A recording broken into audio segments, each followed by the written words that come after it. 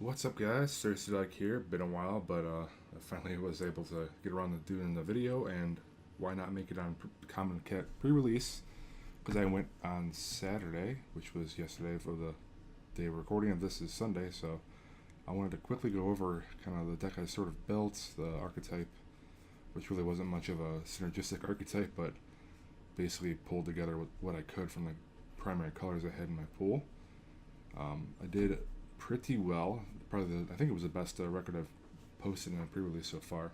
I've only been to a handful, but this one was awesome, mainly because I did a lot better than I usually do, but also I'm really enjoying the mechanics of the set so far. I know it's only been a weekend's worth of playing with the cards, but cycling and exert and whatnot is turning out to be what looks like a pretty sweet combination of mechanics. So I ended up with black green, and I'm going to go over, this is all my black card pool, but I already deconstructed the deck I made, but I want to go over some of the cards that did a lot of work for me. Now, Blighted Bat doesn't seem like a lot as a 2-1 flyer for 3, but this actually did a lot of work. My opponents, a lot more often than not, did not have flyers to defend themselves with, so being able to play a 2-1 flyer in black for 3, and in about half the cases I played, I was actually able to give it haste playing it on turn 4. Was pretty awesome. Festering Mummy had a decent collection of these, which was great just for turn 1 plays. Gravedigger helps at least one occasion. Awesome to see Gravedigger back. The Cartouche of Ambition was pretty sweet, especially putting on a flyer. It helped stave off any aggression I may have received earlier in the game. One of the rares I pulled was a Dread Wanderer. Didn't do anything crazy, but since it is a zombie, along with the bat and a few other cards that I was already pointing out, it was relatively okay. Nothing crazy, but I also have Liliana's Mastery, and this card is pretty nuts. I'm hoping this is actually what helps push over. I'm guessing it would be played as of maybe 2 or 3 of, especially because it stacks, maybe even 4, but a 5 mana enchantment's pretty highly costed, but getting the 2/2/2 black zombie creature tokens out along with the Anthem effect was pretty amazing. And Amonkhet amazing. Wander in Death. I cycled more often than not, but it also helped me get back a couple creatures that finished off the game. Western Mummy we already went over. The Curse I had played once, and again also helped finish off the game because the opponent was already pretty low in health. And the rest of my cards I did not play. So that was primarily my black cards in my deck. And then green, I did play a Fog, which actually, funny enough, did some crazy work a couple matches.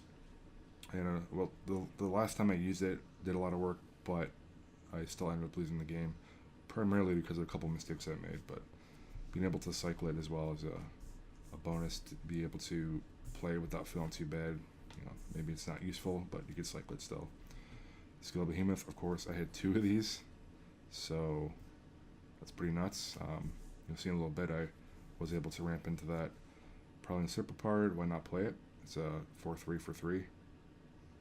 Didn't really play against any decks that counter because it is limited, and usually you don't face that very often. And then Greater Sandworm, again, able to ramp into this guy, and of course is really good against wide decks, so your opponent really can't block it.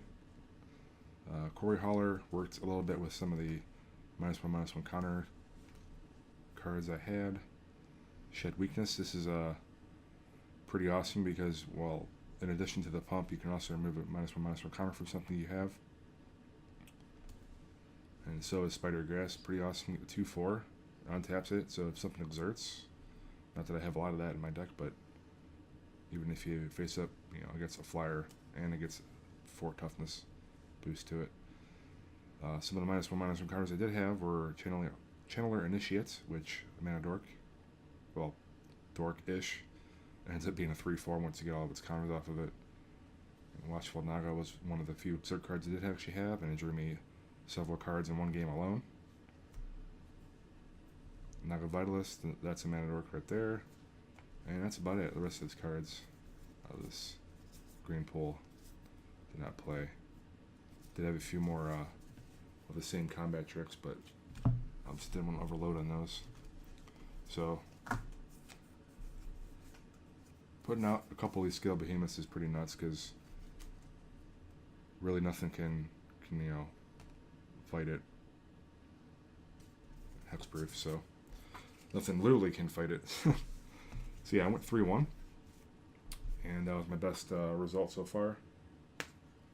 The pulls I got besides those colors, actually my promo I was actually able to play was Never to Return. I cast it once, and the one time I did cast it really was just a push damage for probably wasn't in most cases the ideal situation when I did cast it, but my first opponent did have this in hand, and my first opponent did have a Gideon, but since I was able to have my flyers out, I really didn't have to worry about actually even casting this on the Gideon.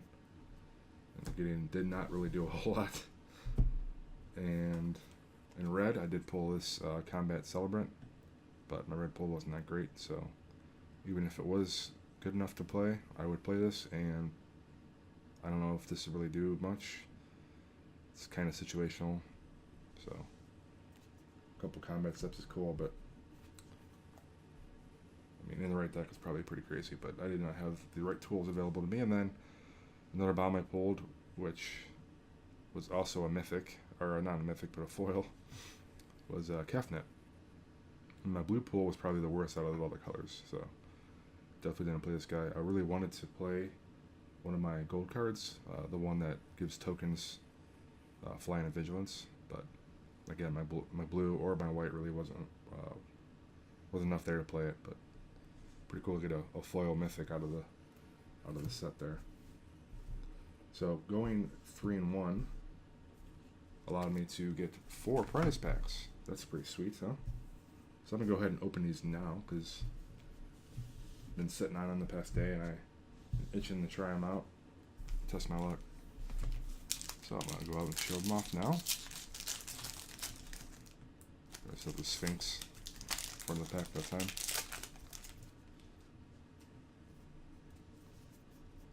I might as well go ahead, at least in the first pack, over some of the commons. Get ourselves a Brute Strength reprint, Cartouche of Solidarity, Cartouche of Knowledge. These look really weird. The font looks extra bold. It's almost like there's print errors on these cards or something. Nimbleblade Kenra. I see this one looks more normal. I don't know if you can tell the difference. Miasmic Mummy.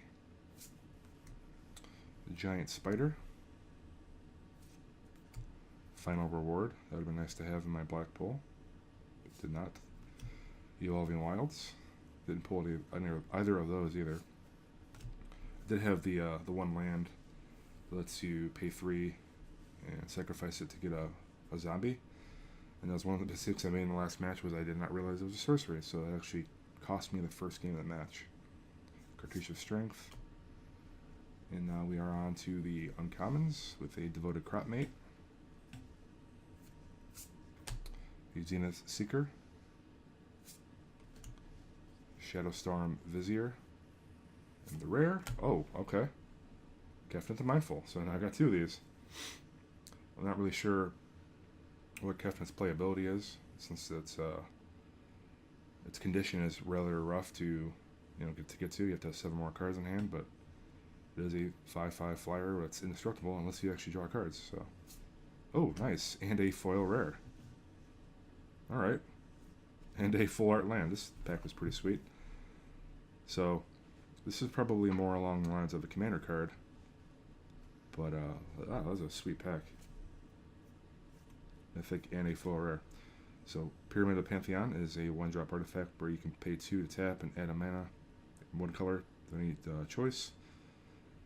But then you put a brick counter on it, and once it has, 3 or more, you can then tap it to add 3 color of add 3 mana of any color. Can't really speak well right now, but yeah, there we go. Well, that was a good start. And a 4-art land. Looks like some of the 4-art lands, like the foil ones at least, are like going for like $10. Pretty sweet.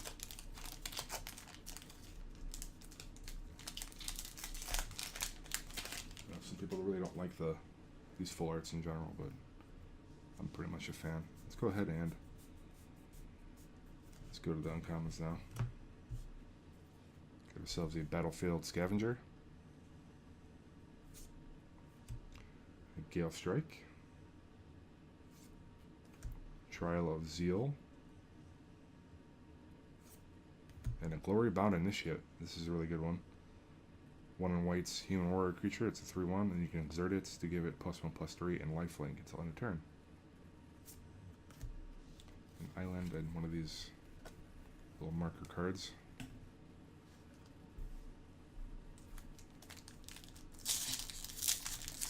This pack, and this has a little warrior on the front.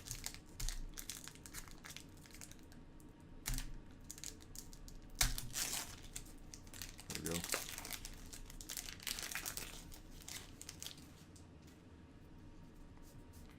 Into the uncommons. Put that initiate over here. Starting off, we have a Kenra Charioteer. This thing destroyed me in my last match. A Consuming Fervor. A Gale Strike. And a Shadow of the Grave. So this one is actually being speculated on to be used in Modern, I believe, because it's a pretty powerful effect. For 1 in a black, return all cards to your hand in your graveyard cycle to discard at this turn as an instant. Ooh, nice, and another full art.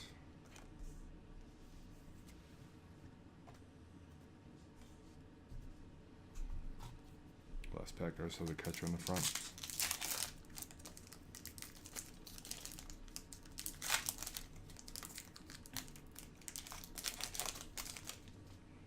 One's got that weird printing again.